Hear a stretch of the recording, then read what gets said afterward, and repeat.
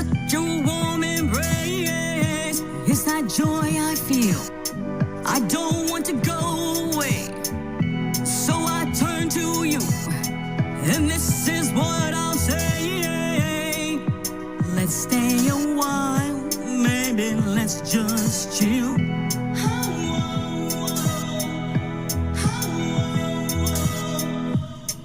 Stay for the night, baby, let's just chill.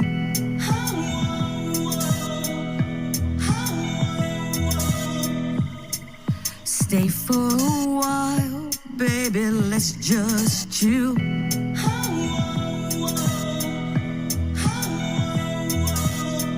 The way you make me feel, it brightens up my day. When I feel your touch, I don't wanna go away. When you're next to me, it's that joy that stays. And it's all because of that woman embrace. Stay for the night, baby, let's just chill.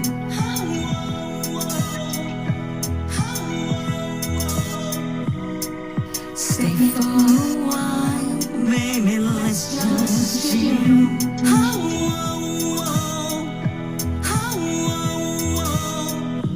When I see you smile, it brightens up my day.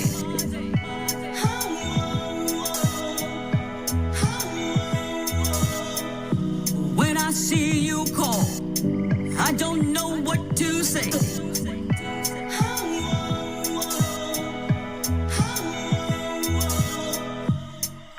Let's stay the night, baby, let's just chill.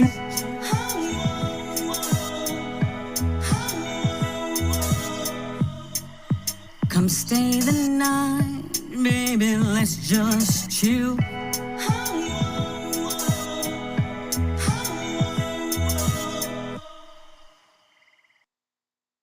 Salutations.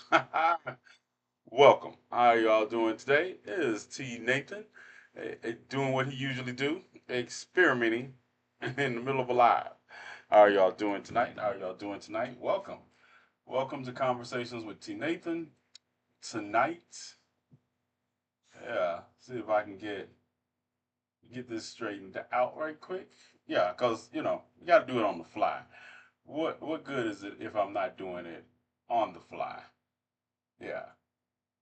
So, can y'all hear me? Can you hear me clearly out there? Yeah. Getting pop-up ready. There we go.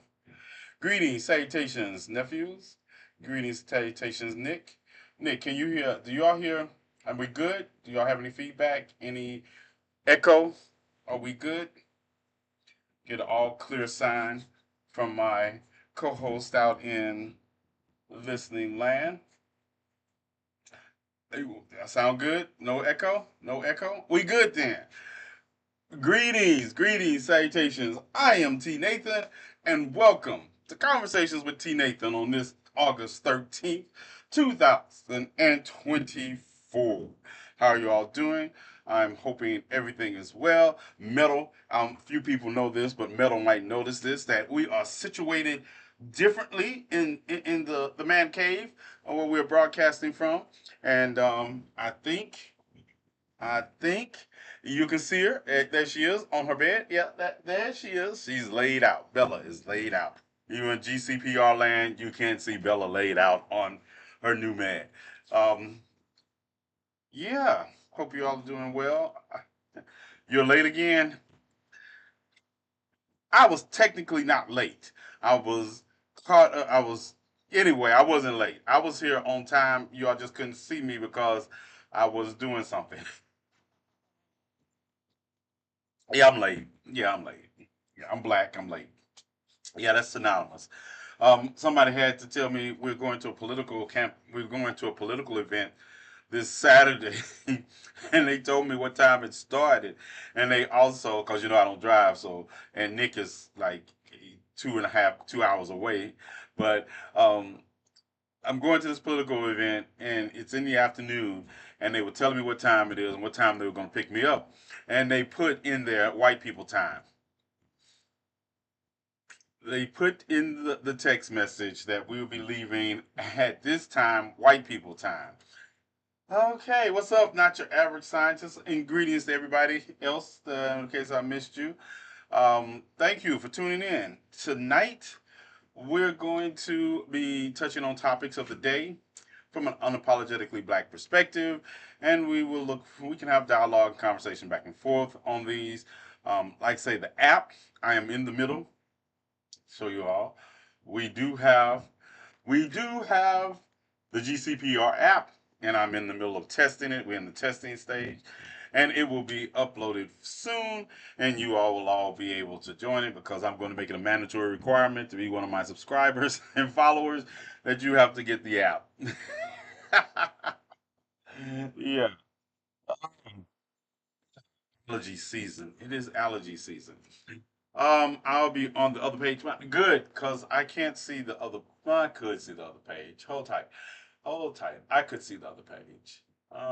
Yeah, tell me. Make sure you're all getting everything on the other page also.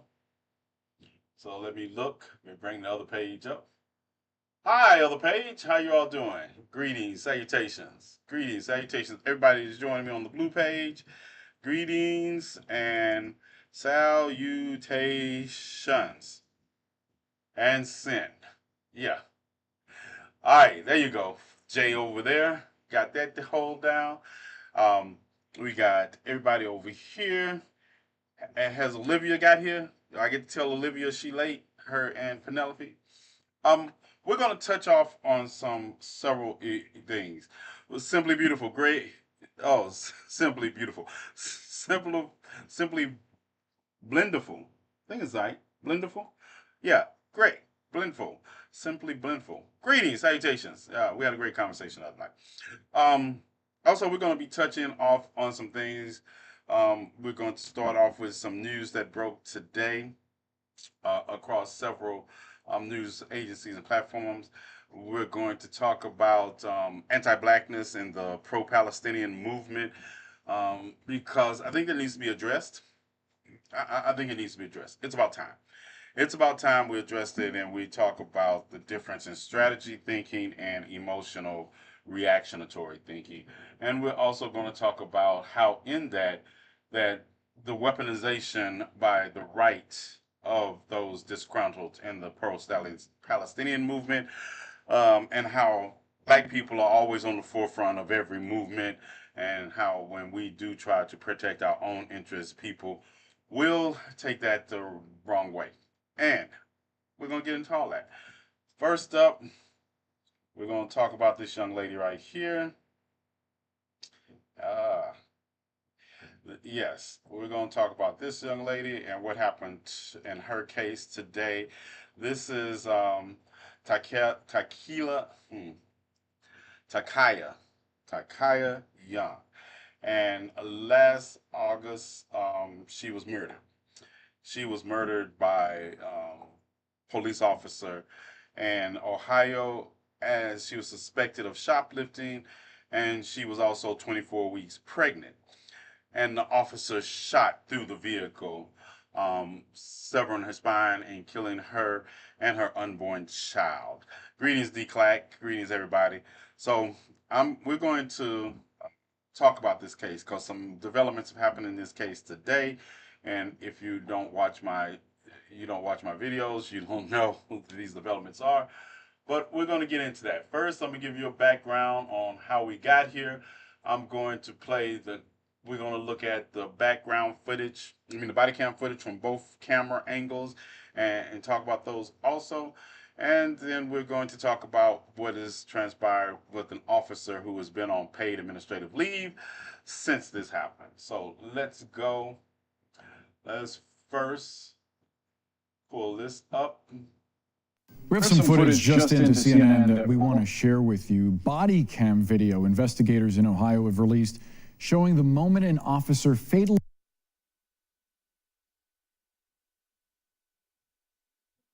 Did y'all get feedback? Did y'all get any feedback? Yeah. As we, all right, let me back this up. And like I say, I'm going to show the body cam footage independent of the article or what we're about to listen to. No feedback? Good. It sounded okay? Okay. If you have any feedback, let me know instantly. I'll say, like, I got the new system and I'm trying to make sure we don't get feedback. Just into CNN that we want to share with you body cam video investigators in Ohio have released showing the moment an officer fatally shot a pregnant woman that was accused of shoplifting. CNN's Miguel Marquez has been following this story and he joins us now. Miguel, of course, we have to warn our viewers that this video is graphic.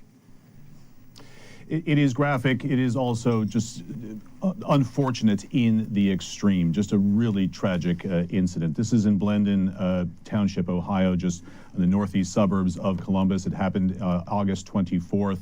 21-year-old Takaya Young was coming out of the Kroger. She was accused by somebody that worked at the store of shoplifting. Two officers happened to be in the parking lot that day at that time trying to help somebody get into their car that they had locked their keys into. Officer 2 approaches the side of the car. Officer 1 comes around the front. We want to show you a bit of this video. Out of the car. Get out of the car. Then get out.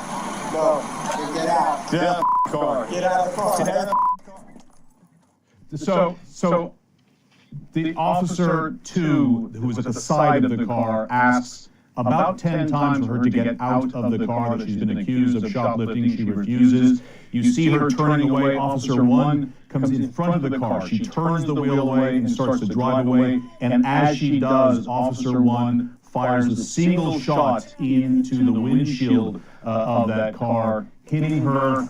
She later died of her injuries. The baby that she was carrying that was due in November, that child did not make it either.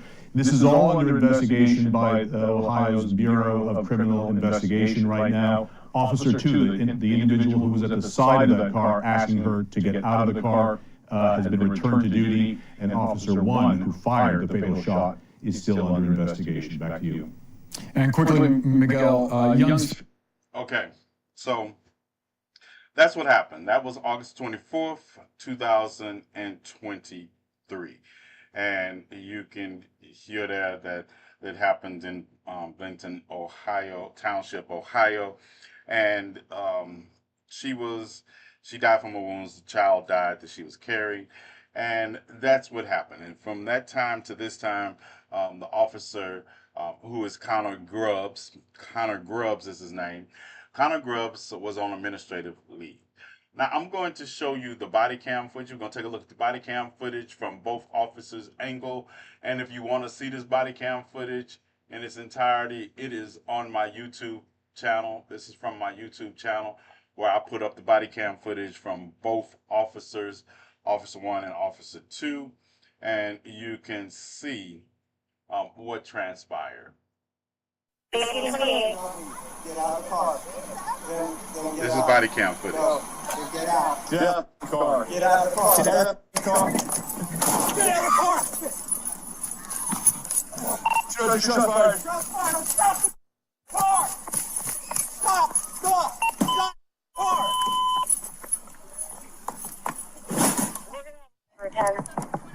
The second body cam footage, second angle. Hey, out of the car. Out of the car. Out of the car. Out of the car. Out of the car. Out of the car. They said you stole stuff, do not leave. Get out of the car. Then get out. No, then get out. Get out of the car. Get out of the car. Shots fired.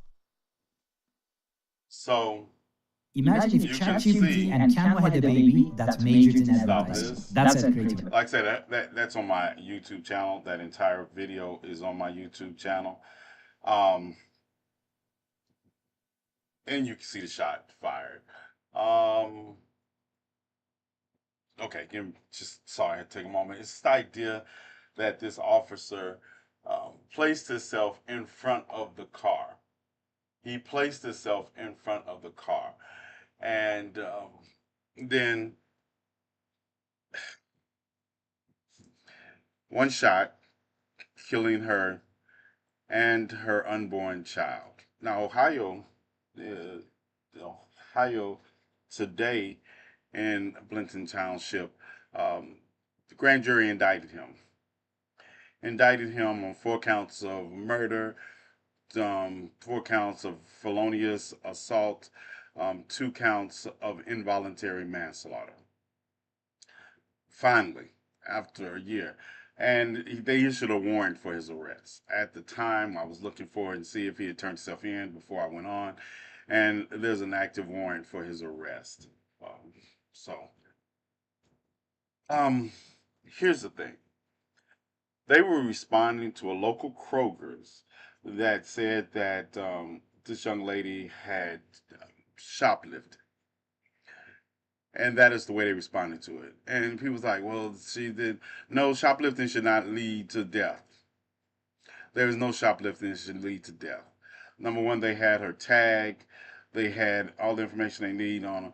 But the police placed himself in imminent danger to jump in front of a slow-moving car. Yeah. So, and now I want you to. Why am I not surprised? Right. But now it's the chief's response, and the union has come out and said that they were disappointed that the officer was indicted. The union, police union in Linden in Ohio, have come out and said they stand by the officer and they're disappointed that he was indicted, and they're saying it's only for political reasons. So I want to. This is the chief of police, and I guess he's trying to explain away. And this is on my YouTube channel also. All this is, when I talk about stuff on here, you can find the raw footage, uncut, unedited, on my YouTube channels also. I'm Blenheim Township Chief of Police John Belford. Today, the Franklin County Grand Jury indicted Blenheim Township Police Officer Connor Grubb following the tragic death of Takaya Young and her unborn child last August.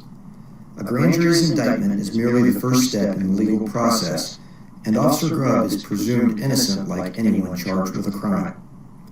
Since this tragedy occurred, our goal has been to be as transparent and open as we can with the community. Because we requested an outside investigation, Blenheim Township played no role in the investigation, and we continue to believe that you deserve to know as much information as we can provide. We're starting the disciplinary process immediately. After reviewing the facts, the trustees will decide on the necessary disciplinary actions. Ohio law and our contract with the FOP require us to take several administrative steps before we make any decisions. I want to be very clear. We're not passing any judgment on whether Officer Grubb acted properly. We haven't seen the evidence. However, since people who've been indicted may not legally possess a firearm, the indictment against him leaves us with no choice but to immediately begin the disciplinary process. Finally, I also want to address why we're now disclosing Officer Grubb's name. The victims' rights provision in the Ohio Constitution and state law are mandatory. The law doesn't leave law enforcement with any choice on whether or not to redact the names of potential crime victims unless the victim agrees to it. We redacted Officer Grubb's name as required by Ohio law until he was identified publicly by the prosecutors after the grand jury's decision. Justice is a process, not a result. Officer Grubb is presumed innocent, and the criminal justice system will take the matter from here. Thank you. Did you hear? Yes, and the FOP is Fraternal Order of Police, or PIGS. That's what the FOP stands for. And this is what gets me, right? You talk about, they always redact officers' names until this and this and this happens. But the minute somebody, a person of color, does something, not only do you have their name released almost immediately, but you have a whole background history of them released, going back to when the first cookie they might have stolen out of their mother cookie jar. Yeah, it's this transparency bullshit that we hear in these situations, because transparency would involve telling us who was all involved in these actions. This man was on administrative leave and still allowed to carry a gun. And now they're talking about because he's indicted, we're going to start the process. And we don't know what evidence they had. Okay, where did you get the body cam footage from? Where do you think the body cam footage came from? The body cam footage came from police, the Blendon Township Police Department. So you mean to tell me you're going to say you didn't have the evidence that he was in violation of police policy and procedure on dealing with situations like this? Like I said, at the time that he shot her, there was nothing but an accusation of shoplifting. And at this time, there is no, because she's dead, there is no finding of shoplifting. It is no finding of shoplifting that she. And there's video, there's surveillance video and and let me show you what transparency looks like. There's surveillance video showing her in the store that shows her putting liquor. I'm assuming it's liquor. I don't know. I don't know what section she was. Something into her bag, but there is no record of her not paying for it. So I don't know. But in the interim, a bottle of liquor should not have led to not only her death, but the death of her unborn child. So that is ludicrous to me, to think that because somebody says she was shoplifting, that somehow, and not only that, think about this. You shot a bullet into a moving car, but they shot a bullet into a moving car literally in a parking lot. What did they think was going to happen to that car when you shoot the driver of said car? If you notice in the video, both body cam footage videos, the car runs into a wall of the shopping center. And we say we don't have the evidence to proceed until now. You endangered everybody in the shopping center. You endangered other vehicles over what? You literally shot into a moving vehicle over shoplifting suspicion, an allegation of shoplifting. Not a violent crime, not any of that, but shoplifting. What in the hell is in Kroger's supermarket that could possibly be worth the death of this 21-year-old mother and her unborn child? And I'm wondering where all these pro these um, pro life advocates at now. This cop killed an unborn child. Where y'all at? Where are they at? Where are they at advocating that this man, this cop who engaged in this, I mean, it wasn't like she wasn't noticeably pregnant, for one, but number two, where y'all at? Where are they? This is the height of the hypocrisy we talk about in this country. When the back the blue runs into the conflicts when their own ideology, right? This man has been hidden from us for almost a year because he was the victim. Did you hear that?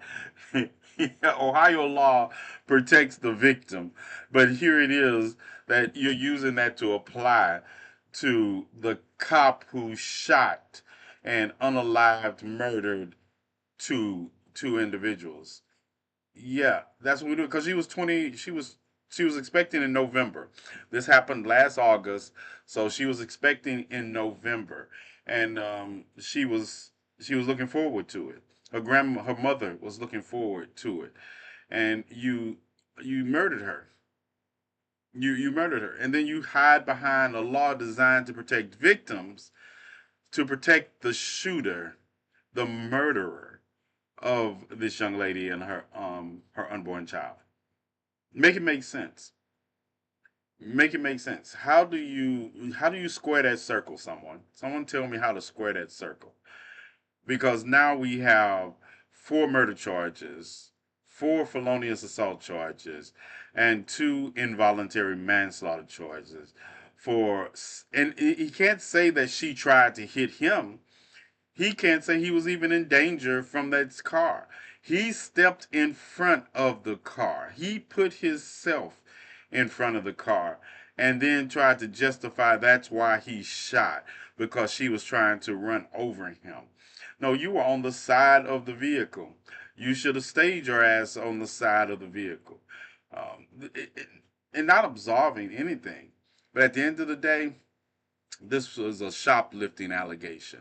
There's no way that you don't have the license plate. You could have done a slow speed chase if you wanted to. I don't care. But it did not warrant that man putting a bullet and severing her spine and making sure that she stopped. Over what? It was a misdemeanor anyway. That's the other thing. Whatever she would have been charged with for taking out of Kroger's, unless she took a whole aisle of food out of Kroger's, was a misdemeanor charge. This woman lost her life and that of her unborn child over a misdemeanor charge. Anybody want it? Anybody want it from there? Because I can't square that circle. I can't tell you. And then to listen to the chief here, old John Belford, it just made it worse. It just makes it worse to hear the chief with his justifications over, yeah, shoplifting at Kroger's and a bottle of liquor, I guess. I guess I haven't been to this grocery store in a long time, right? That they have hard liquor like out on the shelves. I don't know. I don't know.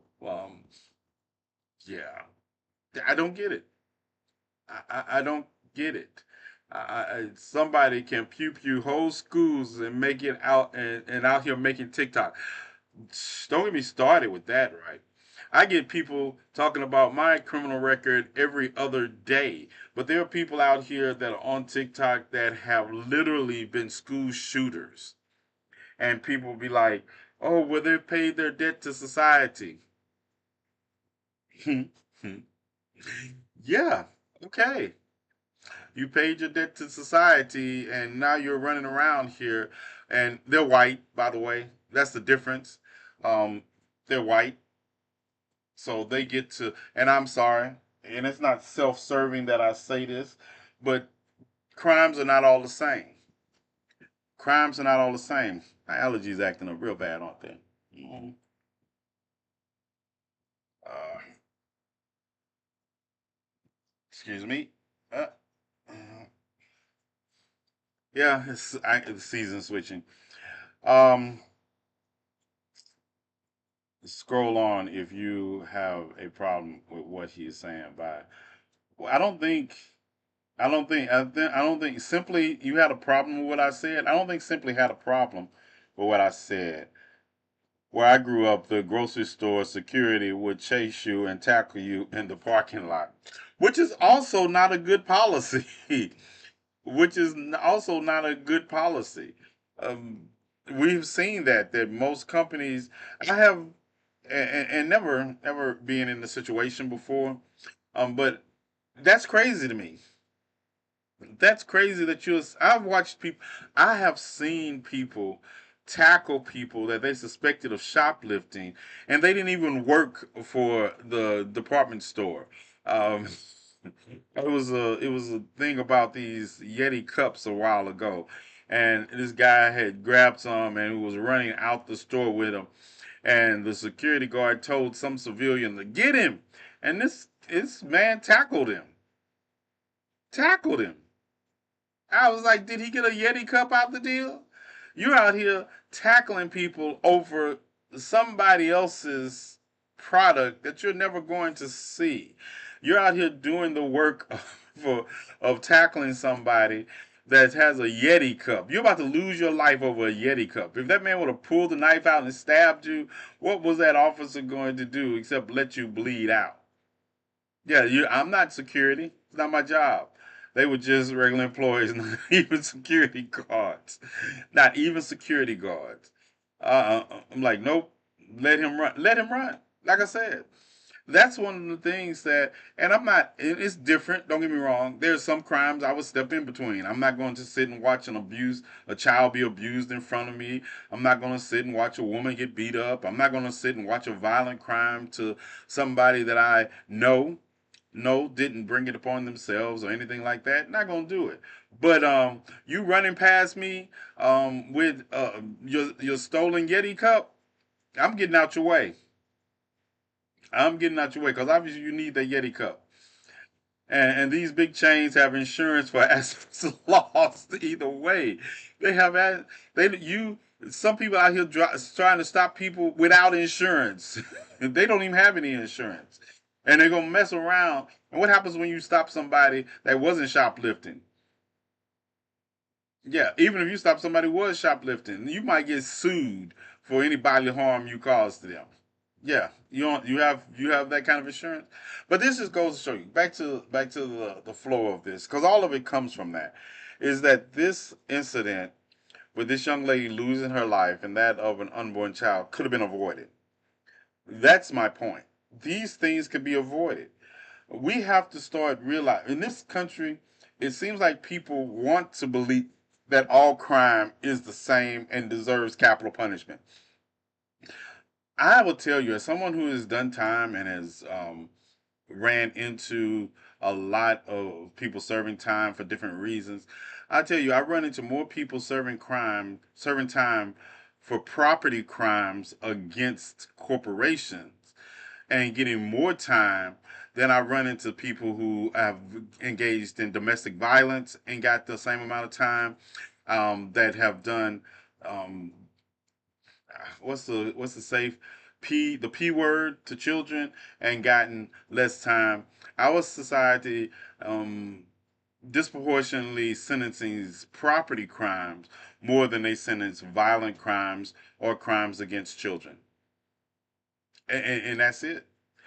You have people who can shoot up whole churches like Dalen Roof and get taken in without incident and even treated to food from Burger King.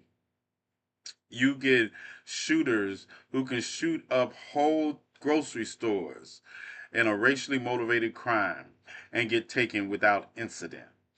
But you mean to tell me that somebody shoplifting requires you to fire your weapon, requires you pulling your weapon? Yeah. Loss of capital is worse than crimes against humanity, according to them. Yep, true. That is true. And we are sitting back and allowing it. Yeah, we sit back and allow it. Because people ask me all the time, why do and they make me mad because I want to cuss them out. Why do I spend my time or waste my time talking to people about this because they're not going to change their mind? I try to share with people that my discord and my commentary is not about changing the minds of the people I'm talking to most of the time or talking about, because I engage in ad hominems also. And people are like, oh, are you engaging in ad hominems and you call people names because they bitches? And I call bitches bitches. And if you want to act like an involuntarily celibate individual, I will call you that also. Will you do something that is egregious and you are out here platforming it over it, I'm going to call you whatever I call you as I break down the issue also. Because I'm not trying to make friends with them. I think people think I'm trying to make friends with racist bigots and rocky raccoons when I talk about them. No, I'm not trying. This is 2024. I'm not here to teach anybody to change their minds that are bigots, racists, and rocky raccoons. I'm here to show them the consequences of their actions. But I'm also trying to show people who do want to learn to not become a racist bigot or a rocky raccoon why that thought process is bigoted, racist, or rocky raccoonery. That's what it's about. So I appreciate people telling me, if you don't want to get cussed out, to stop telling me, stop wasting my time. Because the last time I checked, my birth certificate said Negro and grown. It didn't even have an age. It literally said Negro and grown.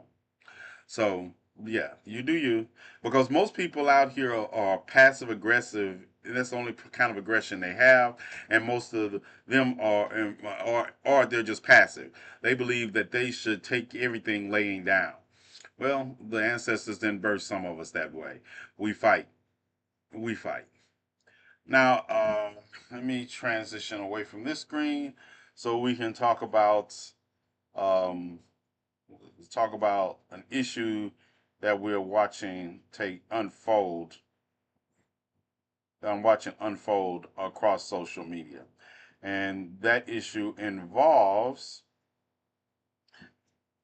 anti-blackness and issues of people talking about voting for Kamala Harris and keeping Palestine out of our mouth. And as some of you all know, if you follow me, you listen to me, you know that I am pro-Palestine.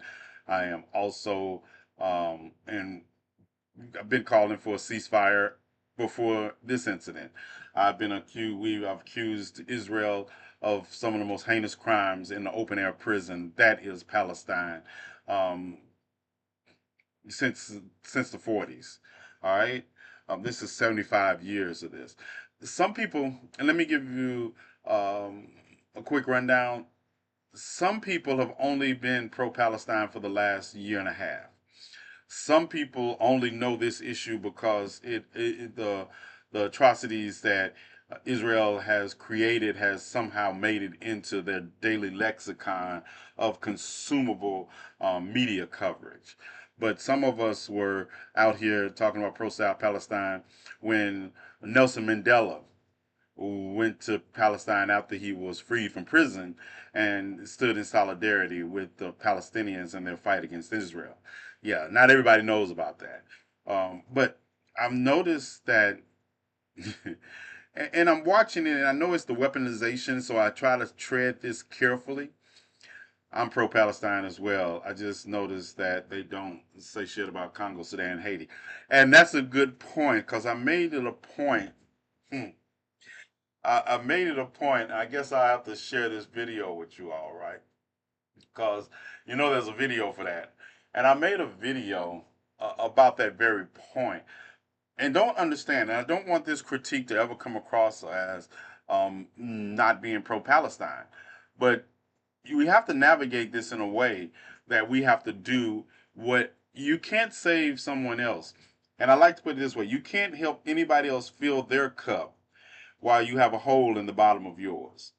If you're not able to fill your own cup, you're not able to help anybody else fill theirs. And we have to navigate that cup for ourselves to help others also. So I tell people that are out here in the pro-Palestinian movement that are not black and are calling out black people for voting for Kamala Harris, I say, be careful what you ask for.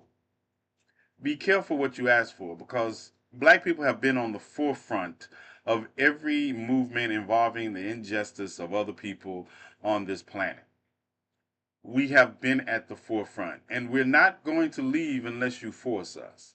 But if you continue this rhetoric, or if you continue to allow this rhetoric to exist in your spaces without correcting it, it's going to not turn out well. It's not going to turn out well. I mean, I was out this spring. I've been out at protests, pro-Palestine protests, back when I was on probation in 2001, 2000. I'm on probation, going to different states and pro-Palestine rallies and movements. And you want to say about risking things? You want to talk about risking things? So don't come to me telling me that my decision to support Kamala Harris means I should keep Palestine out my mouth unless you truly mean that. And I say that because let me get in saying, as a community that has rocket raccoons, I know every marginalized community has their traitors. And I'm not talking about, but when rocket raccoons attack communities that I stand in opposition to, I attack the rocket raccoon. I put them in check. I put them in place. I'm not seeing as much as that from the Palestinian community of the anti-blackness that is now being leveled against people who support Kamala Harris because we are trying to support change. So that is a slippery slope. And let's not forget, while we're out here talking about what black people are doing as far as Kamala Harris is concerned. Let's not forget that Nelson Mandela spent 27 years in prison, got out of prison, stood by the Palestinians, but I don't remember them launching a formal inquiry against South Africa for Nelson Mandela's freedom. Uh, South Africa has taken the lead in the world on bringing attention to what is happening in Gaza, as far as also suing on behalf of Palestine in the World Court, accusing Israel of apartheid. So before you tell us that our support of Kamala Harris is the problem, and not just like, you don't understand that we are also fighting for our liberation at the same time, and we're trying to do so while navigating a myriad of issues. And one of them is still your issue, because you all say this. They say this like there's some magical third party candidate that's going to appear in the next 88 days and somehow liberate everybody. This is called strategy. It is called strategy. It is called we will have more input or influence, even if it's only a half a mile more influence. It's still a half a mile we didn't have. And if you don't understand that we're fighting with you while also fighting for ourselves and trying to navigate this for the betterment of all of us, you're going to have some problems. Because I'm telling you, I fight and stand against injustice. But if the people who are suffering the injustice don't want our help and start to attack us, then we have to do what's in our best interest. And that could get messy. Because let's be realistic. The pro-Palestinian movement in this country was headed by more than 175,000 Palestinians that live in this country. 15 minutes? All right, thank you, Jake. The pro-Palestine movement in this country was headed by more than 175,000 Palestinians that live in this country. All right? And I understand, Onyx Rose, I'm going to say this. I understand you're tired, and this is going to, and in spite of everything I just said, we still stand against injustice. That's who we are. We still stand against injustice. But they're making it hard. Like I say, when I stand up to Rocket Raccoons, I stand up to them because I know they're wrong. I know that leaving them unchecked can form the rift. I am a student of Fred Hampton, and I am understanding that is a coalition of black and brown people and poor white people are necessary to overturn the system that is an injustice to all of us. That is a foregone conclusion. There is no way around that. We do not get to liberation without a coalition. Because if we don't have one, if we don't build up one, they would just pick us off one at a time. And that's what Fred Hampton taught us. And Fred Hampton is the chairman of the board and was killed by the Chicago police. Yes. But I'm never going back on that. This indictment of this present situation is not going back on the teachings that I have of Fred Hampton and the Panthers. This is not. And I'm not going back there. I'm telling you that if people of Palestinian descent that are calling out black people for voting for Kamala Harris are not addressed by people of Palestinian descent that understands the anti-blackness in the Arab community, they're going to make this difficult. That is the truth of the matter.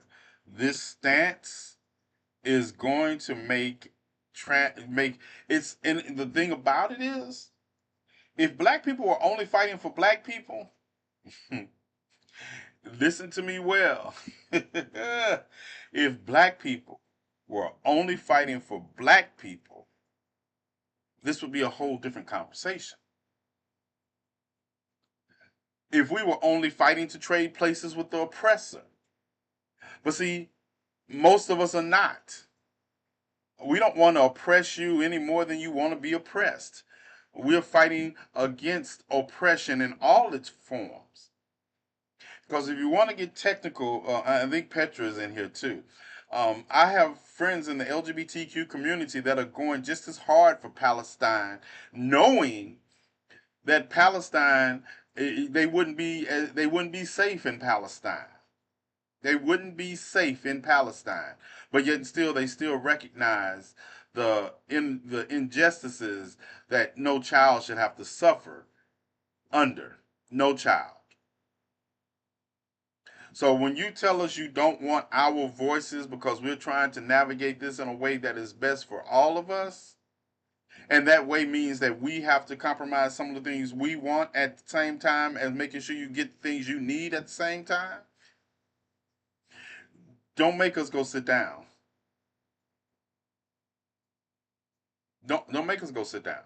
You need to address your anti-blackness. You need to address all that because people. And I heard someone talking about how this is the right. I'm gonna tell you something. When people talk to me, I guess they don't realize. Number one, I'm 57 years old, and I have not just started doing this yesterday. Like I say, I listen to people, and your first inferences, your first understanding, couldn't point out Israel on a map, much less Palestine or the West Bank on a map. Couldn't do it, but now all of a sudden, since October the 7th, and the response of murdering children, and now everybody is in this, but you're not in it understanding the history or understanding that some of us have been there. So when people talk about the far right is using this issue against us, I tell them like this. Nobody can use something that's not there. Nobody can, you can't use, take me, and I use myself as a metaphor for a lot of reasons because I try to speak to people's situations from a personal point of view. Take this. You cannot make me dislike or hate somebody that I have no inkling of disliking or hating inside of me, no matter what you say. That'd be like someone telling me, well, you need to get rid of Bella because Bella's plotting against you and she gonna bite you in the middle of the night and all that. You can't use that against me because that seed is not inside of me. So when people talk about the right is using anti-blackness in this situation, you can't use something that's not there. So anti-blackness exists in the Arab world. We knew that. We knew that going in. Bella is an angel that steals apple pies when I turn my back. Yeah. And I stand on that. I got the video. As a matter of fact, these are the apple pies I was talking about, right? The little mini apple pies. Yeah. Yeah. If I leave one somewhere she can reach it, she won't take anything else. I'm gonna tell you. Side note, before I get back in there. Side note, she will not take anything else. I could leave plates of food around her, and without my permission, she's not gonna eat it.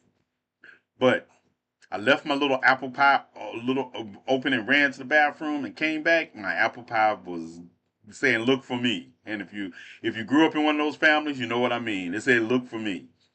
Yeah, she ate it. Yeah, couldn't have been Pinky. Couldn't have been Pinky. Yeah, because Pinky was not in the room. Yeah. So, when y'all say she innocent, y'all just remember that. But at any rate, innocent or not, there is no seed in me that is going to make me entertain anything of that nature. So if there's a seed of anti-blackness in your community and you are dependent on black people to fight on your behalf, it's your job to address that seed of anti-blackness. No matter, there are things that people can't use me as a weapon against people that I love because there is no seed there to make me turn on those I love. Only people that make me turn on those I love are the people I love. And still, even if, and social media is so funny because a lot of people will say, I have issues with somebody. People will tell me who I have issues with. Usually, no, I don't have issues with. I can cut you out my life and not have issues with you. I just don't want you in my life anymore because you have proven that you are not conducive to the kind of life I want to lead. That doesn't mean I hate you. It doesn't mean I don't like you. That just means I don't choose to interact with you anymore. But people interpret that different ways, don't they, out there? But at the end of the day, if the seeds does not exist, a plant will not grow. So I'm gonna make a video today talking to the Palestinian community and those who stand in opposition to what is going on, and understand that it should not be my job to address your people over their anti-blackness. And if you don't understand, if you haven't read The Art of War, if you don't understand strategy, if you don't understand how we have to save ourselves to save you, then maybe your issue is you're too close to white privilege and not close enough to the issues of fighting and standing in solidarity. And I find that a lot. I find it a lot. If a seed is not there, a plant can't grow. True. Anybody that agrees that Bella is not innocent, yeah, anyway, you better not. You better not. Yeah. Yeah. Yeah. Bella is innocent of everything except eating my apple pie. But even in that instance, she's not gonna suffer any consequences for it. Not like I'm not gonna give. And I give her apple pies. Thing about it, she eats them. She eats them. If I have six, she's gonna get one anyway. But she's not gonna suffer any consequences for it. I'm just gonna look at her and grit on her for a little while, and then I'll be like, "Yeah, I know. Like, look at her back there. Look at her back there, plotting right now. She plotting an apple pie right now. Like she gonna yawn like she sleep. She yawning like she sleep. See, yeah. We see that white fur. We see that white streak on your chest. Yeah. So at the end of the day, thank you for all my subscribers. Anybody who doesn't subscribe, think about subscribing to the channel. Subscribing to the channel helps me support the causes that we do engage in, that we are going to continue to engage in. If you want to be more direct, the Cash App right here also helps us accomplish those goals and those feats. And you see them. Like I was saying, this weekend, 5-minute warning, GCPR. I know you all listening. Thank you for listening. We got about 5 minutes, and then we're going to sign off. And you all can come and join us on social media if you're in a country that you can access. You can find me on YouTube live right now. You can find me on both my TikTok pages, and I'll be back on X. I will be back on X sometime this week. I think. I think my suspension is over, like the 16th, 17th, something like that. I'll be back on X. Elon Musk got mad at me for fact checking his and other people's comments that make no sense. So I got a suspension on X for hateful behavior. By correcting a bigot, I get a suspension. Might have did go too far. I did talk about his dead grandmother. Yeah, I did. I did that. So it is what it is. Thanks to all Better supporters for the comment. Leave my client alone. Yeah, what's the warning? How much time I got? Warn me of that. Yeah, that's your client. Keep me up on time. So we that's what I was saying we need to address, and we need to find a way to address this in a manner, because I'm not going to sit back and not say anything in the face of genocide, but I'm also telling you that everybody is not like me, and some people you are leaving a bad taste in their mouth because it seems like you want us to fight for your liberation and put our liberation on the back burner all the time. As a matter of fact, you want us to not make decisions in our long-term goal of our liberation. And then who are we helping? People in chains cannot help other people in chains get out of their chains. Yep, it doesn't work that way. I know it sounds like it should be, but at the end of the day, no. We have to We have to make sure we remove chains. We have to remove our chains to know how to remove yours. And we can still fight together and still understand that there are certain things that we have to do as a people that do lead to helping you. And I don't understand the history of not understanding that. I don't. In Amistad and slave ships that were taken over, and they had to be taken over by the black people. None of the white people were trying to take them over and help them. So we had to liberate ourselves, and then we had to become sailors, um, all those things to help others. So anti-blackness in the pro-Palestinian movement needs to be addressed by Palestinians, because if we have to address it, we might not address it the way you want us to. We might simply just walk away, and that's not a threat. Understand, this is not a threat. This is a reality. Because I don't advocate. I'm not a let you slap me in the face type person and continue to expect me to give you my best. Yeah, I'm not. Just not me. The ancestors did not rear me like that. I won't attack you, but you cannot continue to slap me. And I have had hysterical. I have been in situations. Now, it's kind of a mixed metaphor, because I've been in situations where women have been abused in situations, and we have to go and help them. And the woman probably clung to me a little harder, or squeezed, or even hit me at the time. But I didn't take that as she was hitting me, and so she was engulfed in her own pain. And I'm built to take that kind of strike. But what I'm not built to take is the kind that continuously come when you're in your right mind. Because then what you're doing is representative of who you are. I'm tired of fighting for people who don't care about me. 1 minute warning. Onyx, I'm going to address that question. I'm going to address that statement after the 1 minute warning. Let me get, let me, give me a moment and to sign off of the radio. And if you're listening, greetings and salutations. You know I love you out in GCPR land. If you're listening, we're about to sign off. I'm at the 1 minute mark. Well, I'm at the 52-second mark. I'm doing good. I'm doing good. I'm getting on time. People after me be like, "Oh, I can't believe you ran over." But anyway, we're getting ready to sign off on GCPR. Thank you for joining us in the network.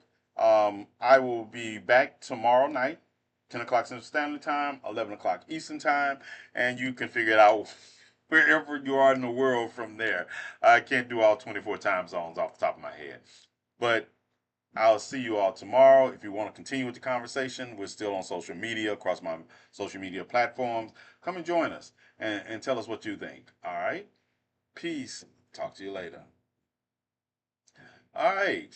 Now that we are clear of GCPR, I can get back to tussling. I like tussling. Let me bring you all back up here too. Now that I've cleared that, I can bring that chat back in. All right, everybody can hear me? We clear? Everybody got sound? Jay, did I get any feedback on the other page? We good? Final closing statements and word from our sponsor, Calypso. I'm out of Calypso. I am out of Calypso until I get paid. Yeah, I'm out of Calypso. I don't have any Calypsos. I won't have any Calypsos until payday. And it's a long Friday. It's a long time to Friday, huh? Yep, long time to Friday. I am drinking. I am drinking. I'm down to drinking generic lemonade because I have no Calypsos. But I will have some Calypsos by Friday. All right, good. We're clear. Now, back to what we were saying. We understand the obligation of those who believe in liberation. We understand. We understand the fight for liberation. Onyx, what I wanted to tell you about your question of being tired of fighting for people who don't care about you. Our fight is always, we have to acknowledge we have the same enemy. So fighting our enemy is in turn fighting for even people who don't understand. Some of the things we have to understand when you become older, when you become enlightened, you understand that I can't not fight, because if I don't fight, I am not fighting my enemy. My enemy is those who in stand in unison with oppression. And oppression is a linked condition. The oppression we practically experience in this world is caused by the westernization or colonization that took place during the age of exploration in this world. When out of Europe came the descendants and the ancestors of those who live today that are still oppressors. So the oppression you see is a reflection of their input in these various parts of the world, and to allow this to exist in any pocket anywhere only ensures that it will continue to repeat itself. Okay, so I'm not exactly. That's why I never stop fighting. It does, and it gets draining to some. I understand that, but remember, we have to fight in our own best interest, even when those that we are fighting for doesn't understand. Because at the end of the day, even if you made it selfish, even if you made it a selfish venture, say I'm going to fight because I stand in opposition to oppression, and oppression is what we suffer under. And if I allow pockets of oppression to exist, then those pockets of oppression will eventually cycle back and still oppress people who look like me. Um, so that's what we fight from. Does it make it easier? Would it make it easier if people understood that across the board? Yes. If people understood what Fred Hampton was teaching about forming these coalition and alliances to deal with oppression, if they understood that our enemy is the same and collectively came together, we wouldn't be still here fighting the same colonization mindset. Your check is your check is going to Bella.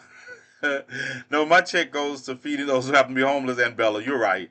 I keep enough to buy me some calypsos for the next 2 weeks, and then most of it gets spent on yeah, yeah. You're right.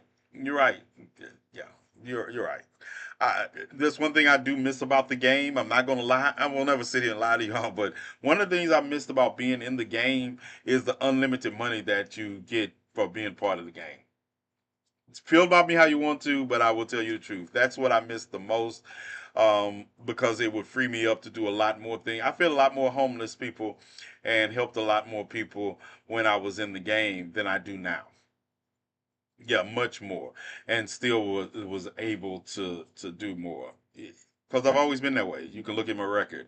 It is always, even when I was in the game, I was still funding, and we still. People have a misconception about people in the South in the game. They have this misconception that we're doing drive-by shootings.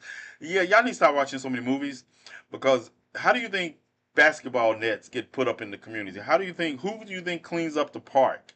Who do you think looks out for the elderly in our community? Why do you think, side note, why do you think that in my generation, the elderly in the community were the people we listen? If Miss Rena came out and said she didn't want us on the corner near her house, for whatever reason she wanted to, when it got to me, because I wasn't a corner man, when it got to me, I would tell them to move off the corner, because Miss Rena said she didn't want you on the corner for this weekend. She didn't say she didn't want you there all day. She might have had company coming over. She might have had her side piece coming over. Whatever the reason, if Miss Rena asked you not to be on the corner at a certain time, we would not. We respected. We took care of them. But Miss Rena was also the same person. If we found out something was wrong, we make sure we put some money in the mailbox. Tupac wasn't just making this up. It wasn't me. And that's the difference between today and yesteryear. We've gotten to this point where, because of the characterization of our communities by white media, we have also had watched people internalize that characterization and think this is who they have to be. But no, we were the ones who, when the city didn't come into our community and clean up our parks, they would make a grand opening gesture and be all out there, and they would be gone. It was left up to us to make sure the grass stayed cut, so kids wouldn't go out there and a snake would be on them in a minute. It was we couldn't fix the roads, but we made sure we took care of the people in the community. So that's what I do miss the most. But it's a balance. You just have to find that balance. And I also realized, and I didn't realize that I realize now that most people don't care about communities. Most people give lip service to caring about communities, but they don't really care about taking care of the community they come from. Most people just give lip service. Even when I hear white liberals talk about the inner city or urban communities, and they don't donate or they don't participate in helping financing unless it's involved in gentrification. Yeah, y'all are happy to gentrify our neighborhood, but you're only gentrifying them as an investment and the long-term goals of moving those very people in those neighborhoods out the neighborhoods so you can move in upwardly mobile, young, upwardly professional mobile white people. And I stand on that. I stand on that. One thing about I might not like MAGA supporters, but they do take care of they show you what they believe in with their pockets, not just with their words. White liberals show us what they believe in more with their words than they ever do with their pockets, um, unless there's some vested interest in it for them. So I said what I said. They don't care about anything but themselves. Not you trying to be slick. Why call her out for having a side piece? Cause she Miss Rita knew we know she had a side piece. Yeah, we were just trying to figure out which one. Well, I knew, and we knew it was one of the young guys too. It was some young guy. Yeah, Miss Rita had a young side piece, right? Cause she wanted us to clear the corner. She didn't want us out there when he pulled up. Yeah. So we knew, but we also knew we were scared of Miss Rena because we respected all our elders. And that's what I say, this dichotomy I see about people talking about what it was like. You know, yeah, I know that most of those people were just talking. I'm calling her right now and telling her. If you got a line to Miss Rena, I need to borrow it because there's a couple more people I need to talk to on the other side of the veil also. There are a couple of more. Ancestors talk to me, yes, but they usually talk to me in ways that I was like, I got it. I'm good. I don't have. I don't want this to be a two-way conversation. I just want you to tell me what you want to do, and I got you. Because I tell people I live my life so that when I pass beyond the veil, I want to be greeted by the ancestors saying, well done. That's what I don't want them to question my motives because I want them to understand my motives come from them and they made me and built me the way I am in connection with the universe. And I want them to say, well done. And that's why I move the way I do unapologetically because I'm not worried about the criticism I receive from people who are sitting on their couch because I told you all I don't take constructive criticism from people who have constructed nothing. I really move in the vein that I want the ancestors to tell me, well done.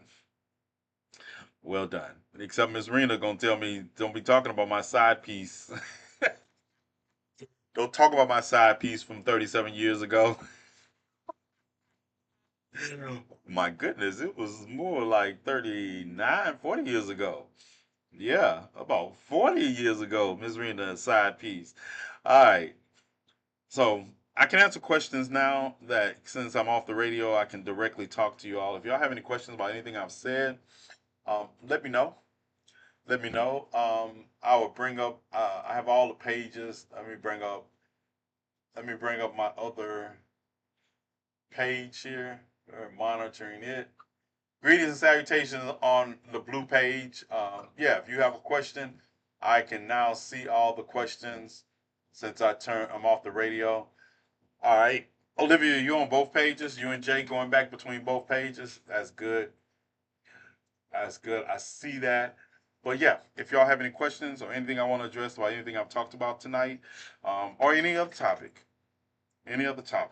yeah, hit me up. We can spend the next, let's see, we can spend 15 minutes doing roundtable discussion on any topic, anything you need explained, while we talk about. Do you think there really was a threat to The DNC. Do I think there was really a threat to the DNC? Yes, I think there's always a threat to the DNC. I do, but I think also it's expected. It's expected. I think that it's the hacking. I think what is funnier to me is the hacking of the RNC. After Donald Trump spent years asking Russia and other organizations and praising WikiLeaks, that now when it happens to them, they're crying foul. I'm standing on the same thing. You notice they're not talking about the information that was leaked was not true. They're just saying that it shouldn't be used because foreign sources did it. Oh well, fruits of the poisonous tree is always convenient for some and not for others. So yeah, if it's true, it's true. I've been involved and seen cases. How can I help more? I do local help, but I have no speech left, so I have issues. Um, find an advocate, find someone you can work with, because some of people understand that the most help we can do is even if it's one on one, and it spreads from there. Find somebody who's passionate and support them. Your speech issues are overcome by your support. Um, we all can help in some kind of way. Everybody's not going to be on the front line like I do because I like to fight. And I mean physically, mentally, emotionally. I am built to fight. I like to cuss people out. I'll be prepared to stand behind it and punch a motherfucker in the mouth too. But what is that?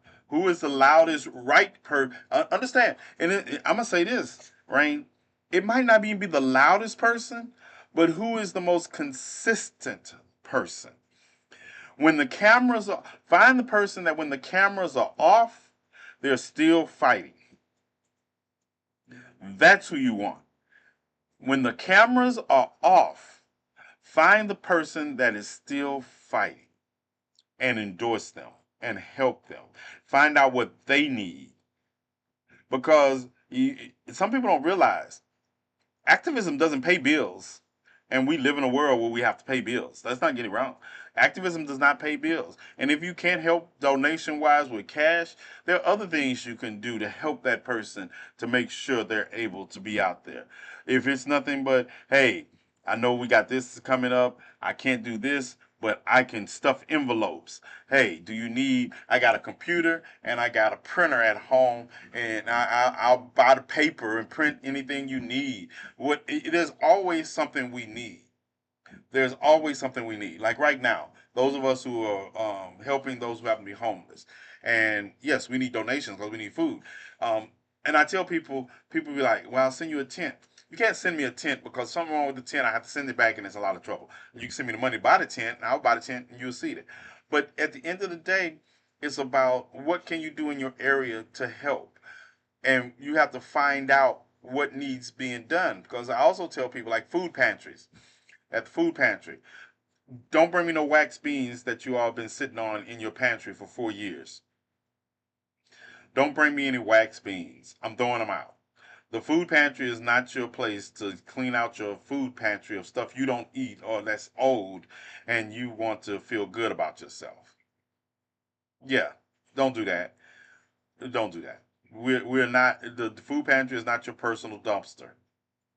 If you wouldn't eat it, don't bring it to us. And I'm not talking about like I don't eat pork, but I will, if I have some pork chops, I'll make sure they got there. But if it's not good enough as a food product for you to eat, don't bring it and think you can just give it to people that happen to be homeless and you have somehow done something. What's up, Empress? What's up? Greetings and salutations. All right. I have gotten so many gross cans of food from the food pantry before. Right. We need to uncover the conspiracy behind wax beans. Who eats wax beans? I've always wondered that, right? Who eats wax beans? Because it seemed like the only time I've seen them is literally people will bring, and don't bring up the busted ass cans, the dent cans, the cans with rust on them. Don't do that. And, yeah, who eats split peas like them? All that. And also, don't get this idea that you know what those who happen to be homeless need because you think you should. One thing about me is that one of the other things I give to the communities I am is my time.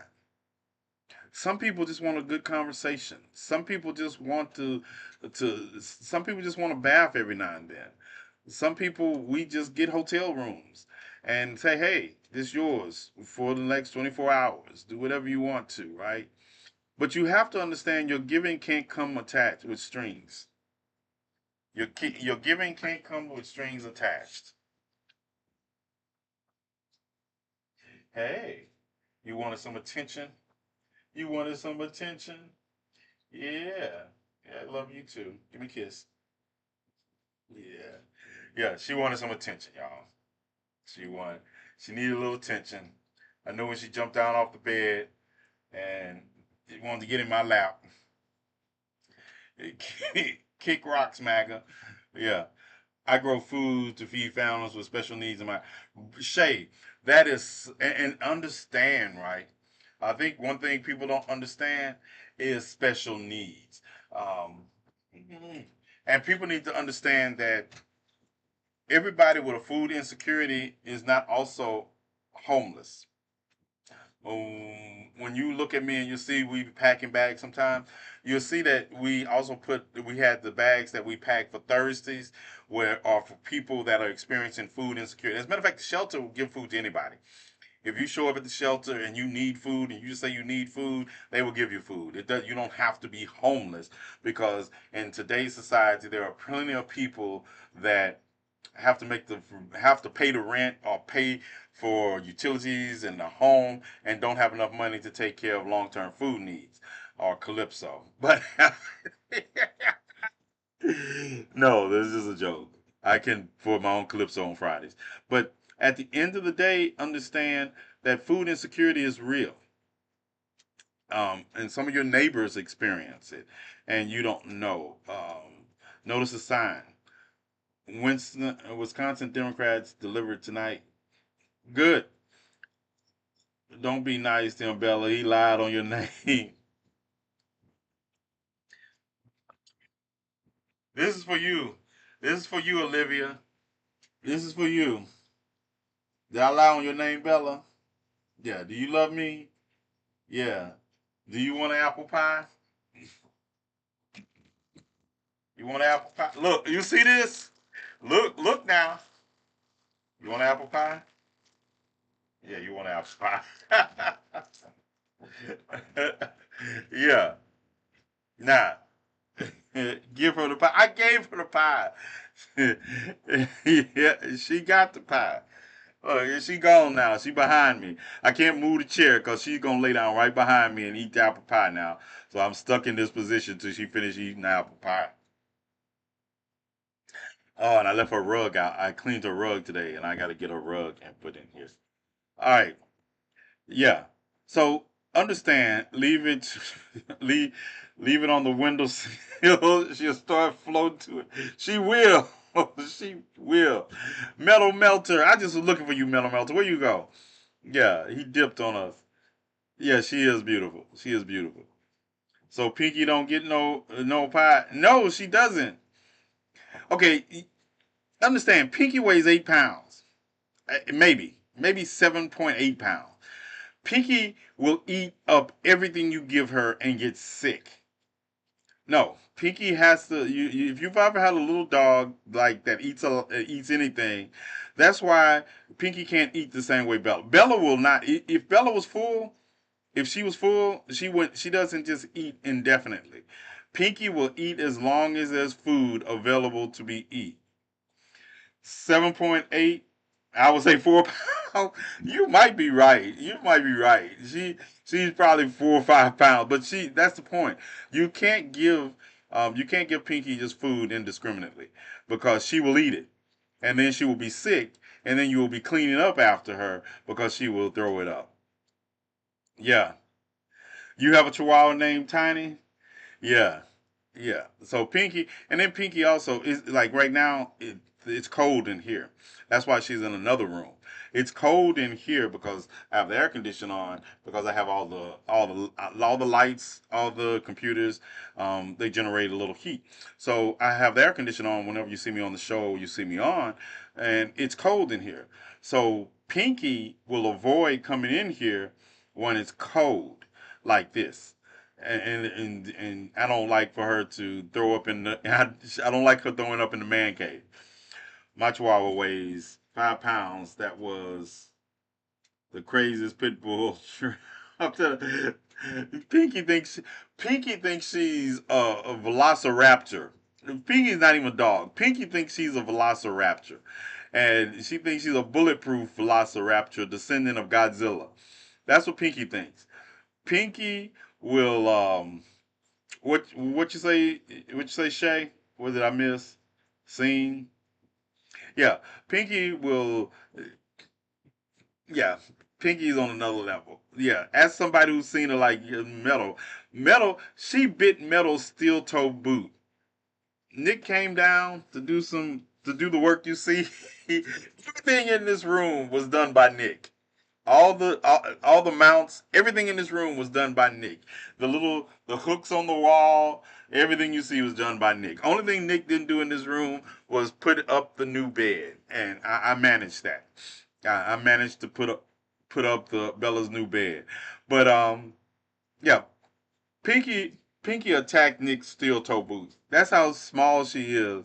And if you know Metal, he's only like 5 foot. What are you, Metal? 5 foot 5, 5 foot 6.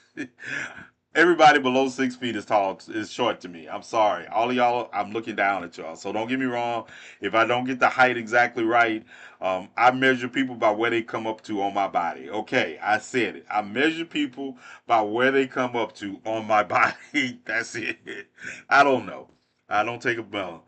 So I have one pet dog and 8 grandkids pets from it's too many pets. How tall am I? 6'4". I'm 6'4". And then let me show. So somebody sends me a message today, Nick, who you know but will remain nameless. They sent me a message, and the message says, "Do we need one of these?" I don't know if I can show you. The message they sent me says, "Do we need another one?" That's what she sent. She sent me this message saying, "Do we need another one?" And then sent me pictures of the cutest little doggies. They're puppies. They're 9 weeks old, right? I think they're 9 weeks old. Who loves dogs? My wing sauce are 9 weeks old today, and yeah, they're 9 weeks old. Look at this. Look at this. Do we need another one?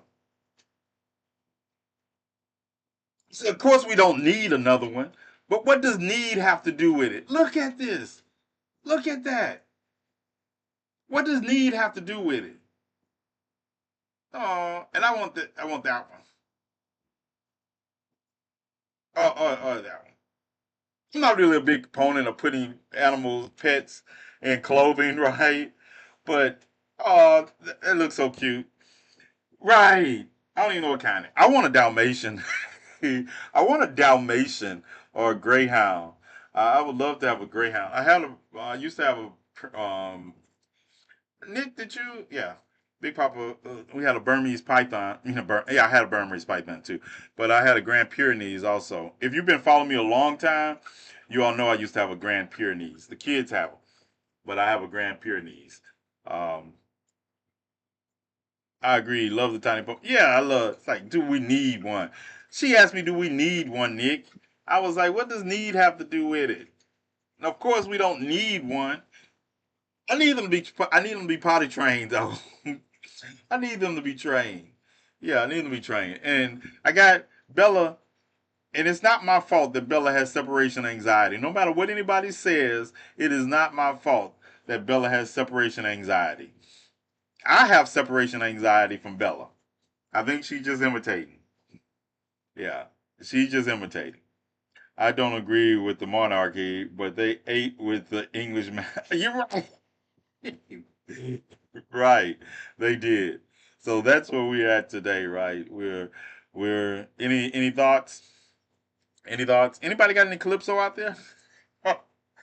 I'm serious. I would do. I don't. If y'all follow me, you know I don't like doing. I only endorse brands and products that I actually believe in and use. That's why you don't see me do. I think TikTok also doesn't like the fact that I don't really do advertising for the TikTok shop. Um, unless I probably it's like kettle corn.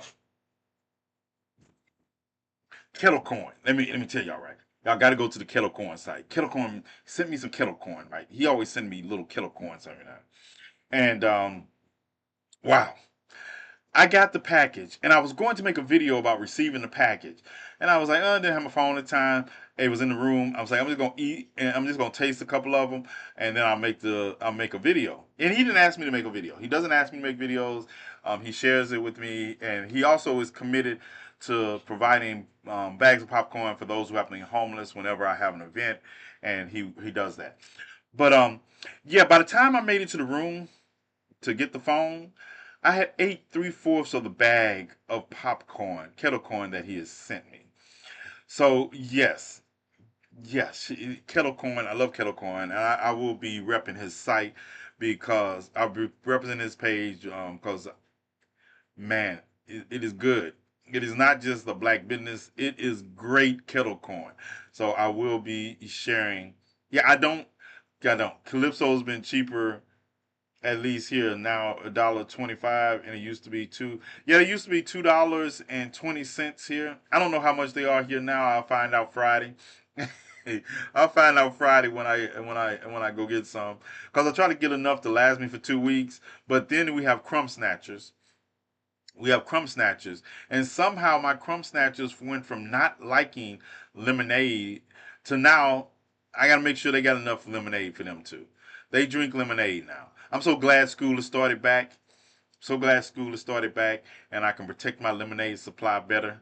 But yeah, that's why I'm out of That's why I'm out of Calypso too, because this was the last day, last week out of school, last week, and yeah, so they were here and drinking lemonade. Don't waste y'all time asking TNathan for kettle corn. He don't share. No, but I will share where you can get your own kettle corn at. Yes, we will be sharing where you can get your own kettle corn.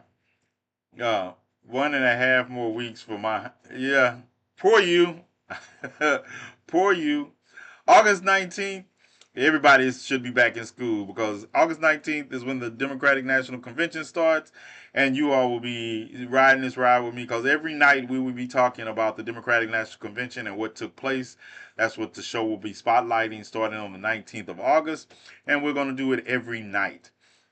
Well, I know the first night I've seen the schedule. I was going to be in Chicago, and I might still be in Chicago, so you might be getting more content from Chicago. But it just depends on if I can get a ride.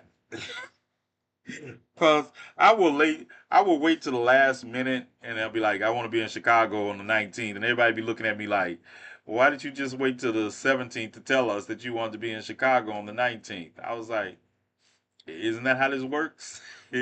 Metal will tell you if you know me, you know I will. That's you just have to be ready for everything. Because if I decide I want to go somewhere, I'm going.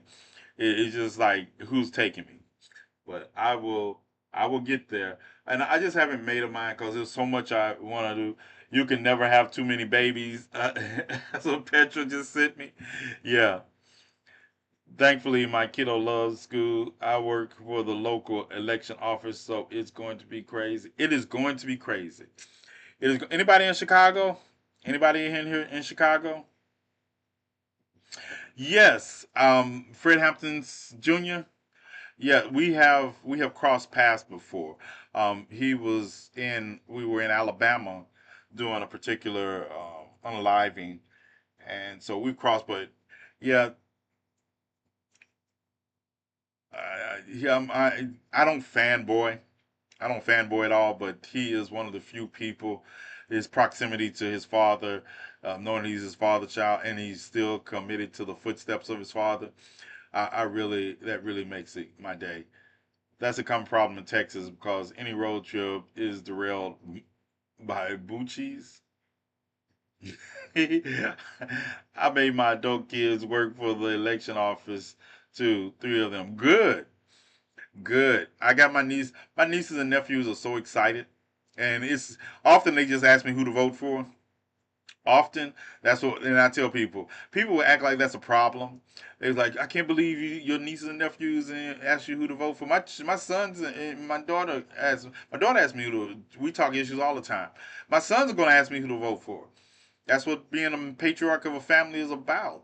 Is about they being able to not only they don't just come to me. I'm a couple of hours away from Bloomington, close enough. Good, good, Jazz.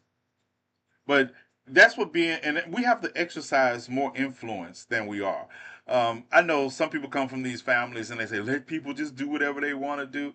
I believe that. Long as what they want to do is understand their part in this fight for liberation that their uncle, father, brother is engaged in and understand how to act accordingly. Yeah. That's how even before when I was disenfranchised, I still had a huge influence over voting. When I tell people about voting, we have a large family, and 98% of them we talk on a regular basis, just like my grandmother did before me about guiding the family. That's what patriarchies, matriarchies, whatever your family structure is. That's what our responsibility is. And I find a lot of people have abdicated their responsibilities to their families because they want to be seen as doing the politically correct thing. But normally for black people, the politically correct thing is having somebody that their families can go to that they know are going to guide them in a true and straight path. I always consult my friends to get their opinions and then we chat about it. I say kids and they're 24, 21, 19, 15. Yeah, I feel you. I don't care. My daughter's 33. Yeah, yeah, she's still a kid. Still a kid. She'll be a kid until I die. Yeah, she's my kid. My, I mean, my son was telling me the other day. I'd be talking, and he's like, "Dad, I'm 15." I said, "When? Since when? When did you turn 15?" Who told you you could turn 15? Yeah, he's like heard me saying something. You're talking about him. He was like, "Dad, I'm 15." I was like, "Yeah, you're not." That's just what they tell you. You're not. Yeah, I haven't told you you're 15 yet. I haven't told you. So that means you're 15. That means your brother's 17, huh? Oh, oh my goodness. Yeah. My son is one, and I'm flabbergasted. Dang, I'm young enough to be one of your kids. Yeah, I'm 57. Yeah, I'm 57. Yeah. Yep. Yep. Had them young. I want to have children. Um, I want to have children and be young enough to enjoy the life and watch them grow up. Now, the grandkids, yeah, they think like yeah, he will fight. They still know. It's like they'll tell you. My nieces and nephews, all the crumb snatchers will tell you, yeah, granddad, grand crumb snatcher, yeah, they will tell you he calls us crumb snatchers. I call all of them crumb snatchers because that's what they do. They snatch crumbs. That's that. I tell people to vote because some are allowed to skip work for a jury duty. Yeah. So they know. They also know that I will show up and show out. Yep. I will show up and show out. All right, you all. We're approaching the 1 minute, 1.5 hour mark. So it's been good conversation as usual. Thank you for the after party. Thank you for the questions. Hope I was able to answer them to the satisfaction. Like I say, August 19th, we'll be covering the Democratic National Convention, or as I refer to it as the Super Friends Convention. And if you follow me, you know I refer to the RNC as the Legion of Doom, and I refer to the DNC as the Super Friends because I believe, like the Super Friends, they should have been ended the Legion of Doom, but they haven't, so they're just Super Friends. How many TikTok nieces and nephews do you have? Oh man, I can't. I have more. I have probably just as many as I have biological nieces and nephews. Yeah, I have more sisters and brothers on TikTok than I TikTok nieces and nephews. I have more nieces and nephews than I have biological nephews. Let me think. That's about the same. It's about the same, but definitely, definitely. And I think about them and their family also. It's not they're not family just on. They're people that I communicate with. And I notice, Olivia, you haven't texted me either. Olivia, you haven't texted me. Don't act new. Don't act new. You haven't texted me, so you need to get on that and return my text. Yeah, I know you've seen it. Know you seen it, so don't act new. Your client, you say your client when your client texts you, but if Bella texts you, you get it. Yeah, she would respond if Bella texts her. Yeah, yeah. Don't put the eyes in there. Yeah, you don't put some eyes in there. I used the Elon and Trump interview with my coworkers. You all remember who was listening to the Elon and Trump interview with me? Because I streamed an hour and a half of it before I went live. Did anybody in here listen to it with me? You remember what I said that they were going to say about that interview? I was streaming the live. I streamed the chat that they had on X live, and I also put the counter up. I put the counter up to say how many people were in and coming in and out that space, right? Now, and I told you all they said they had technical difficulties from the beginning. I thought was funny because basically when Ron DeSantis had technical difficulties, Trump trashed him over his use of X, and then Trump turns around and uses X. But that's just funny. So I was putting the counter up and showing people how many. At the most, the in the hour and a half that we listened to it, the most in the room was 1.3 million people. I'm still trying to figure out how he's allowed to run with 49 convictions because our Constitution says nothing about convictions. Yeah, it's just it. I mean, the Constitution of the United States outlines the principles of what you have to do to run. Where's my copy of the Constitution? It's usually right here. Bella, I think I left it up front because I'm always in it. But the Constitution of the United States outlines the principles needed to run for president, and it's only an age requirement, a birth requirement, and um, there's no precluding from convicted felons. We've had people in prison run for president before, and I think people don't. If you study history, you'll see that. But I just think it's funny that automatically being elected president also gives you a top secret security clearance. And this is why I tell, oh, I wanted to tell people. I hear people talking about this country is not a democracy all of a sudden, right? And I heard this guy talking tonight, and he was like, it's a constitutional republic. That is true. Our country is a constitutional republic that is also a representative democracy. It's like the idea that people can't hold these idealisms in their head at the same time. And it's like all of a sudden Republicans running, when you said that Trump was a threat to democracy, all of a sudden they're running around saying, well, we're not a democracy. We're a constitutional republic. A republic is just a country that is not a monarchy. I hate to break it to you. A republic is just means you don't have a monarchy. You have people elected. A constitutional republic means you do have the foundation of a constitution. A democracy, a representative democracy, means you elect officials to represent the people. And in our country, we have also direct democracy because on a local level, we are a direct democracy. You one vote for mayor, one vote for councilman. Those are a direct democracy.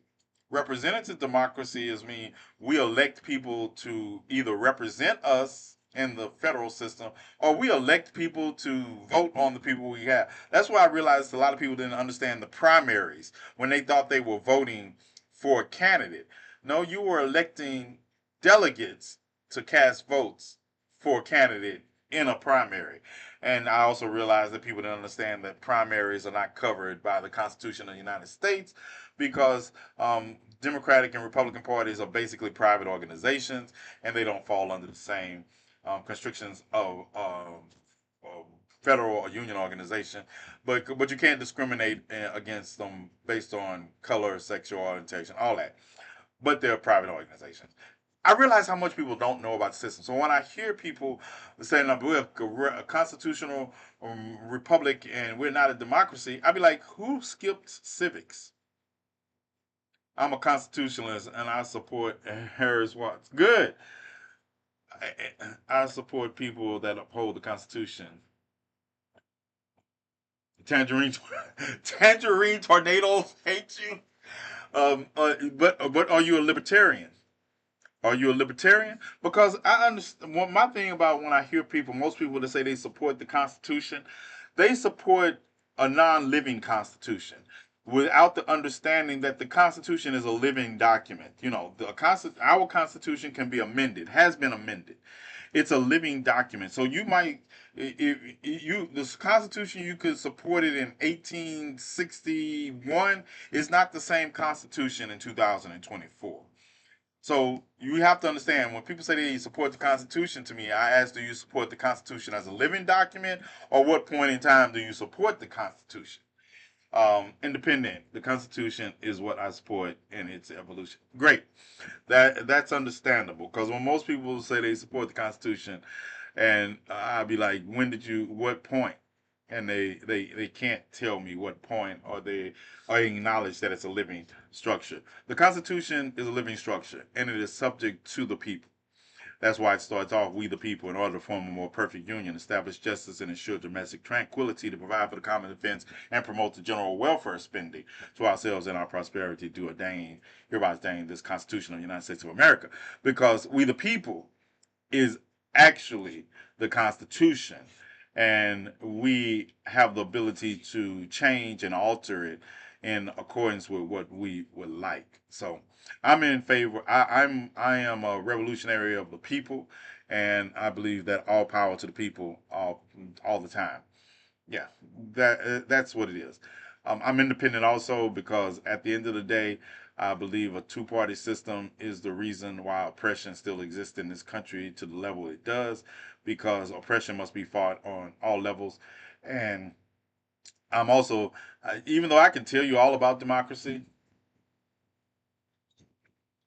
I mean, it is what I do. It is what I've done before. At the end of the day, democracy under this democracy wedded to capitalism is an oppressive engine. I'm the toilet party. It believes the Constitution is perfect for wiping.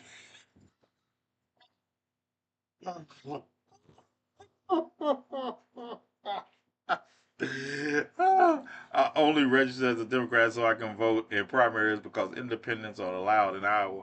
Right, right, and this is why my basic problem with democracy is that even though I can, like I say, I quote it, understand it perfectly well.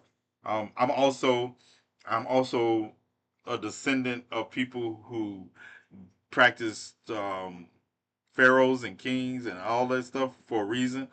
I also believe in the will of the people, and I believe the people need to be their own advocates. And as long as they advocate for an understanding that we're all entitled to certain inalienable rights, that's fine. But at the end of the day, it's the perversion of democracy that we have that I don't stand in favor of. And a lot of people will say, well, you know so much, or you can tell us how. Yeah, of course I can tell you how to navigate it. I've lived in it for 57 years. I don't understand how people who have lived in this democracy for more than 30 years don't know. I have to stop having discussions with people when I be talking to them and they don't realize we have three branches of government. Why am I talking to somebody about government who doesn't even know we have three branches? Why am I talking to somebody about government who doesn't know the difference in the executive branch, the legislative branch, and the judicial branch? Why? And so that's why people be like, well, you go to ad hominems. I was like, because I can't think of anything else to do but to cuss they stupid asses out. I can't talk to them about how law. I had Schoolhouse Rock taught us how a bill becomes a law over 50 years ago. Over 50 years ago, Schoolhouse Rock was literally teaching people how a bill becomes a law. And you have people today who actually have discussions that, oh, the Senate can't can't make a bill. Senators can't make bills. They must come from they must come from Congress only. And I'm like, you're stupid. You're stupid, and your mama dresses you funny, and you never graduated past the Sam I Am stage of green eggs and ham. And people are like, oh, you should explain. I'm not explaining anything to people who doesn't know how our government works from the basic level of understanding. We have three branches, and they're separate but equal, allegedly. Why? How did they graduate high school? I do not know. I didn't realize Schoolhouse Rock. Oh, that was legendary, right? But I didn't realize that people. When did schools take out civics? And I guess because my children grew up with somebody who does government on a regular basis in their house, I never noticed because they've been not social studies. I wish one of my children would bring a failing grade in social studies. I used to tell my social studies. You will not fail any scientific or mathematical subjects coming out of this house. Yeah, no, no, no, no. You will not fail social studies. I don't even know how none of my children would fail social studies. Yeah, that's not happening. Even though I have exceptional children, I have to give it to them. They're exceptional. They take after their mother. Um, but no, social studies was not what they're going to fail. But I also believe it's incumbent upon if you graduate. It was after I graduated in 2003. I'm still trying to figure out how they failed elementary school. They read the Wikipedia page. Castro is the qualified revolution.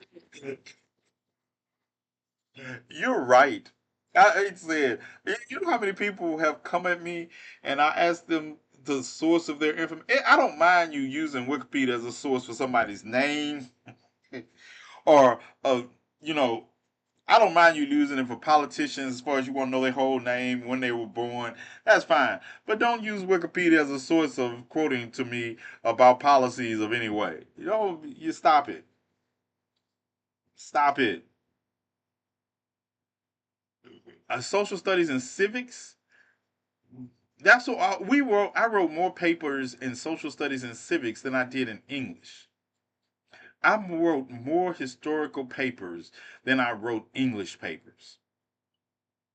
We only had one or two. We had two term papers in high school English a year.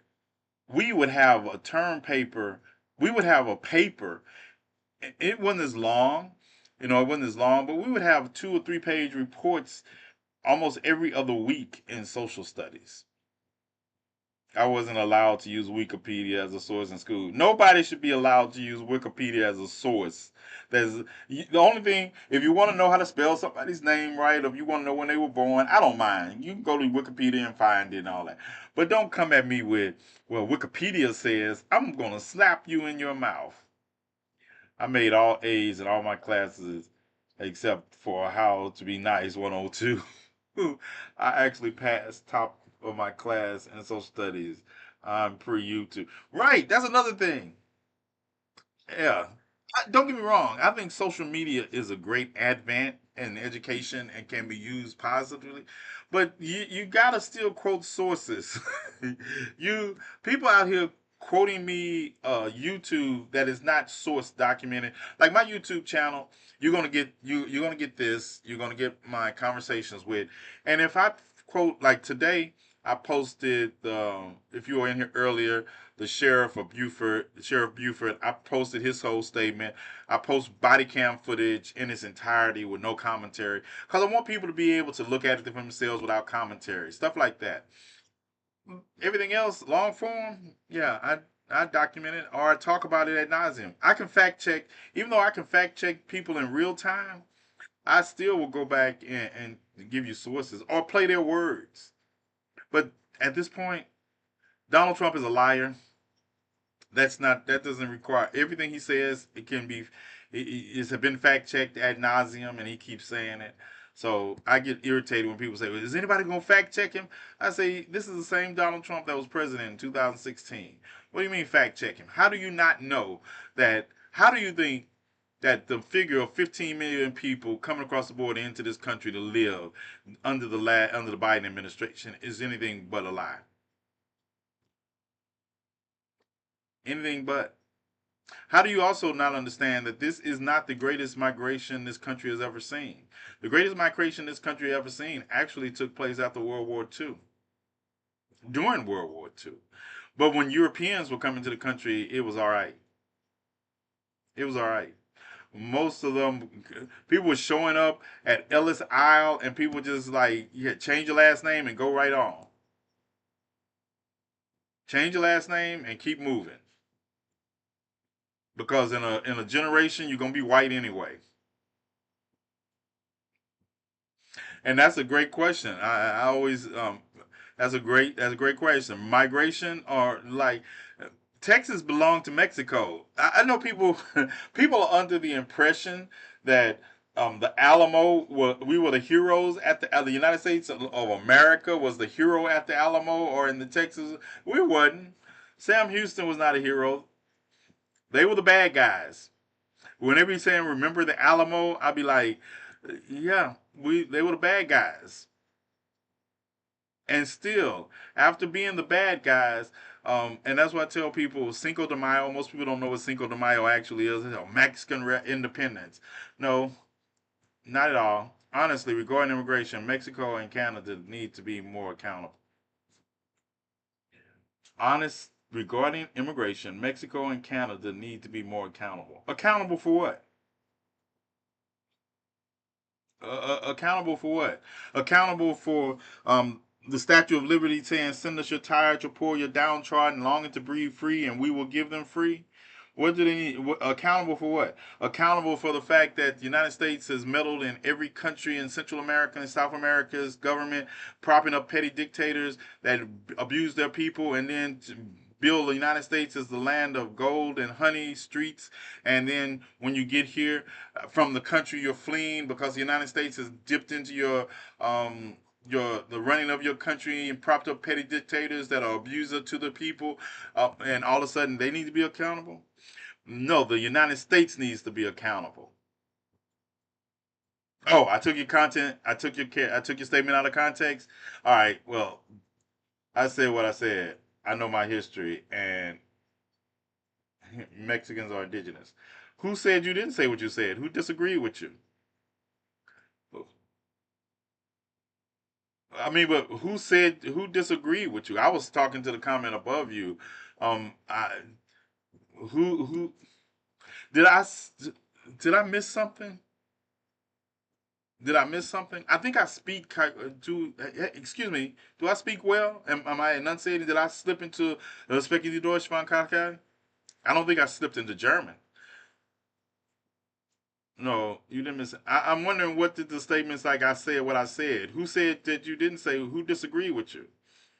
Yeah, I'm lost. Oh, okay. In my comment section, target it. Don't feel a rock. Is it a rock?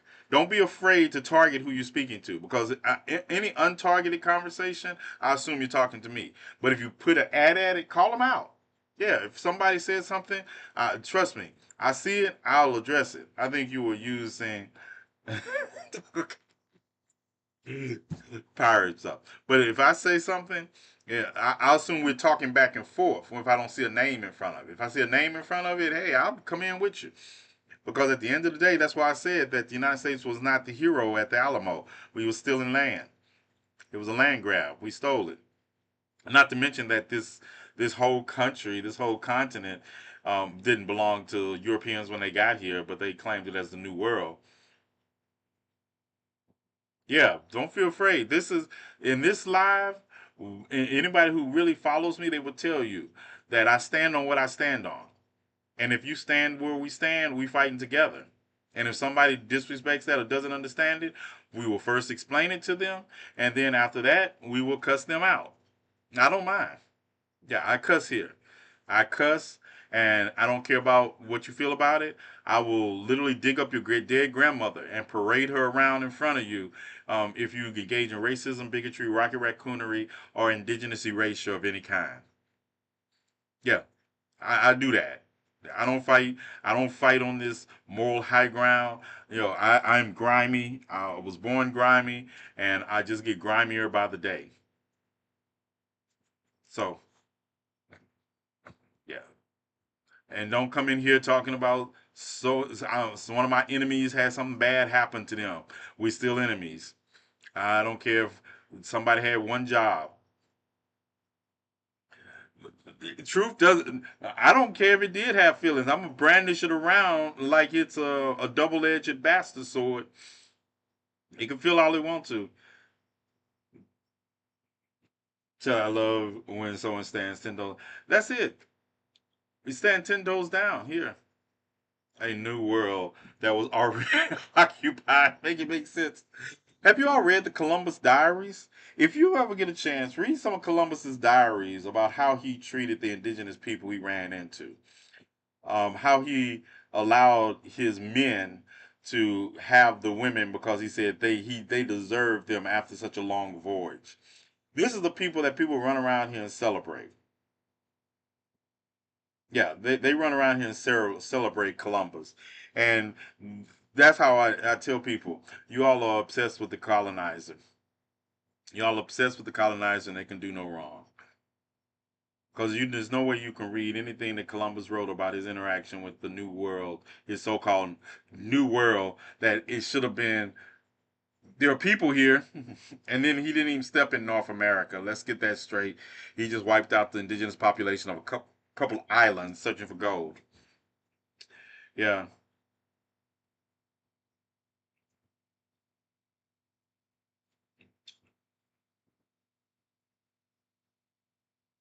yeah.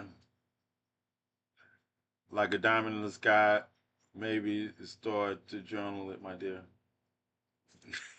Y'all having fun? I don't know what's going on between y'all two, but y'all look like y'all having fun. Are y'all having fun?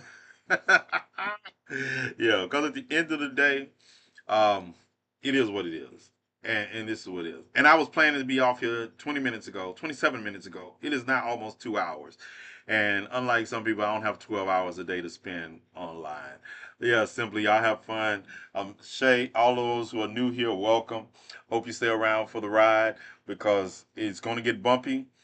And if you wear your feelings on your shoulders in the face of fighting for liberation, this might not be the place you need to be because I don't care about your feelings in the face of fighting for liberation. All of y'all gonna have some hurt feelings. Even people on my side will tell you he's hurt our feelings before. Because at the end of the day, your feelings don't matter to me as much as what we're fighting for. And if you need your feelings held, I am not the man to do it. This is not the live to have them held in because at the end of the day, I'm not going to be happy until we end oppression. And we ended by arguing.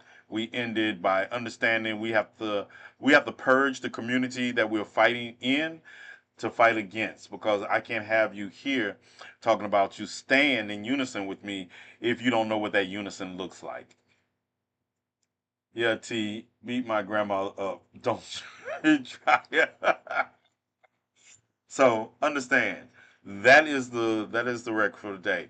And if you can't engage and for my white friends that are here, if you can't understand that sometimes it's going to be bumpy and you're going to have to understand that bumpiness without getting your feelings so engaged because somebody is sorry to tell you, but historically, people who've looked like you have enslaved people that look like me. So sometimes it's going to get bumpy with people who haven't come to the same level of enlightenment as some of us come to.